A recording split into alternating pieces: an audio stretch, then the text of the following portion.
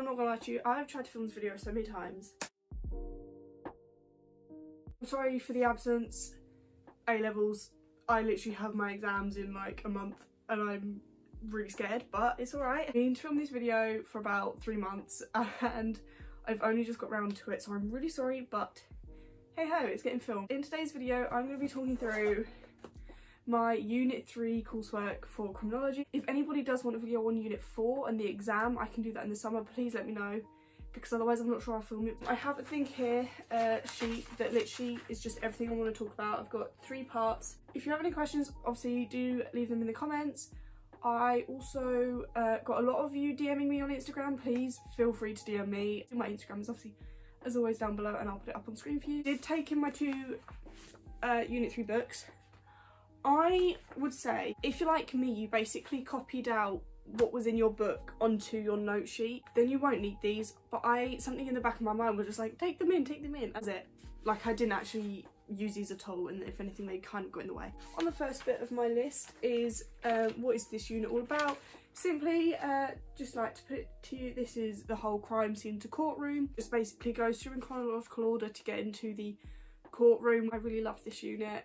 It was really fun. So yeah, it was also about how each personnel, technique and organisation is involved in each process along the way, and then how they all interact with one another. That is one main thing that you need to get your head around. Obviously some are better linked than others, but you need to be able to find that little link somewhere. There is always one. That's basically what the unit is all about. It's crimes in the courtroom and evaluating it. That's a big thing. You need to make sure that you are evaluating the strengths and weaknesses of everything. And it's always, you know, it's always the cost of them if they're really expensive to run, their expertise. So that's specific to personnel especially. Availability, so again, like pathologists, there aren't many available. So things like that. Part 2 is also going to be really brief on how long is the controlled assessment. So if you do not have extra time, your controlled assessment should be 8 hours long. If you have extra time, it should be 10 hours long. Part 3, which is the final part of it, which is the big old chunk of it, which I'm going to go through, is the running order. Read each AC. I'm going to talk about the marks, the timings, and then sort of the what to include bit. And I will do this in the running order that my teacher gave me, and it is the most helpful running order. Please, I know a lot of people want to work in chronological order and go from AC1, AC2, 1.2, AC 1.3, so on, but please do this running order. I did it and it helped me so much, because even though I sort of ran out of time towards the end, if I hadn't have done the first bit of the running order, I would have missed out on so many marks. I should have said at the beginning, I have my mark back. Why did I just completely forget this bit? So yeah, this is mumbled up. This is proof that I haven't filmed a video in so long, but I ended up getting an A in my control assessment. To get an A, you need 84 marks, and I literally got bang on 84 marks. The whole thing is out of 100. So the running order. Yeah, in the folder, I stuck it to the thing here. So if you want to do a folder like I have, I recommend having it like on the front here somewhere and bold where you can see it. This one you want to start off with is AC 1.2. Now, I say that because that is the one that has the most marks. So AC 1.2 is worth 16 to 20 marks. Obviously, you want to aim for the 20 marks.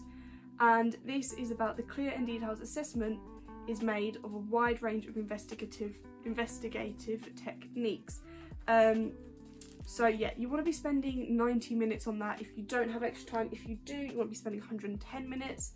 So that's just under 2 hours. So for this one, very simply, you need to do 4 investigative techniques. You need to talk about their usefulness, and you need to support with a case study, and you need to link to the brief as well, which is a lot, I know, but it has to be done. So just some examples of investigative techniques, you know, like forensics, databases, surveillances. I'm not going to go through all my notes because that's what I did last time I tried to film this and it got so long. But if anybody is struggling for case studies or notes or anything, or strengths and weaknesses, let me know and I can help you out. But I will say Quizlet is so helpful for finding them. Literally type in criminology unit 3 AC 3.1. Someone out there has got one. So that's AC 1.2. Next up is AC 3.1. So AC 3.1 is 11 to 15 marks. So this is a big one again. I don't have the normal timing for it, but the extra time is 90 minutes. So I'm going to assume It's about 60 to 70 minutes to answer this one. AC 3.1 is about the detailed examination of a relevant range of information sources. There is a clear review of their suitability in terms of validity. I have literally just written the mark band AC. That's what I'm reading. So basically, you need to be looking at information sources. So how I did this was I wrote out the whole case study and then what supports the case study, so the evidence it supports, and the evidence that is invalid, so doesn't support it. White House Farm. Okay, this is one of my favourite ever case studies. Jeremy Bamber, whether you find him guilty or not, that's up to you. So here's the whole case study of literally all the notes on it, and then here is the valid, so what supports that Jeremy Bamber was guilty, and then the invalid, what says that actually Jeremy Bamber was innocent. It's actually quite easy because all you've got to do is basically look at the case study, and once you've got the case study down, you can find from that what is valid and invalid. So that's one of the easiest ones. And I also loved this one because we literally just watched documentaries. That was pretty fun. Notes part, which I've just realised I didn't talk about. You need to be able to link to the brief. Please link to the brief for this one. So you also need to think about, can the evidence that is valid, can it be used? Or is actually that there is confounding evidence, so things that go against it? Was the trial verdict correct? Obviously that's sort of down to you, but also it's like, yes, it was correct, but actually here's the evidence that suggests it wasn't correct, you know. Here I've written, so the 4 case studies I used were Hillsborough, Barry George, White House Farm and Billy Joe Jenkins. So you need to start with a brief description, and please don't write any more than 10 lines for the brief description of it, because they wanted to keep it brief because you need to be looking at the valid evidence and the invalid evidence, not the case study as a whole. So that is AC 3.1. Next up, AC 3.2, this is the same, it's 11 to 15 marks. So again, sort of similar timings, 90 minutes for extra time, I would say about 60 to 70 minutes. But it draws objectives, conclusions on criminal cases, using evidence and clear reasoning / arguments in support of conclusions. So basically this one you just want to be drawing conclusions. It's about the workings of the criminal justice system. They have to be UK cases, which is most of the things you learn about anyway, but please don't talk about like Ronald Cotton or Amanda Knox or anyone. They have to be UK. Draw conclusions about the case in the brief, only if it relates to one of the 4 below. So you must include 2 cases of miscarriages of justice, and you need to do 1 just verdict, 1 safe verdict, and then 1 just sentencing. You only want to link to the brief if, say, in the brief it's talking about a safe verdict, say it's a mad killer and he's sentenced for life. That is a safe verdict or a just sentence, you can talk about it then. But if it literally does not link to any, don't talk about the brief. So that was quite an easy one as well. The only part that wasn't easy was that it was literally you have to do 5 paragraphs. But that's why you need to do it third, because it is 15 marks and it should take you within the range of 60 to 90 minutes. But that is AC3 done, because those 2 are big ones. Next up we have AC 1.1. This is worth up to 10 marks, which I know it doesn't seem like a lot, but in the grand scheme of things it really is. So this one, AC 1.1, if you do not have extra time, you want to be on for 45 minutes. If you have extra time, you want to be on for 60 minutes. So this one, you are looking at a clear and detailed evaluation of the effectiveness of roles. The personnel involved are clearly discussed in terms of potential limitations. This one I loved. I mean, maybe it's because that's what we started the unit off with, but I really loved it. You need to talk about the police, the CPS, pathologists, the CSI, National Crime Agency, which is really hard to find things on. So if you are actually struggling, I have a bit on them for you, so just let me know. HM Revenue and Customs are also quite hard to find, and I have stuff on them as well. Forensic scientists / specialists, they're the same thing basically. And for this, you want to be looking at their effectiveness, so the cost, expertise and availability. Those are the 3 strengths / limitations you want to be looking at. A big old table, role, case study, strength, limitation, and so on. But yeah, like I said, National Crime Agency is so hard to find for. So that's AC 1.1, quite easy to go through. and you start off with it, so it's one you're most likely to have a lot of the knowledge on.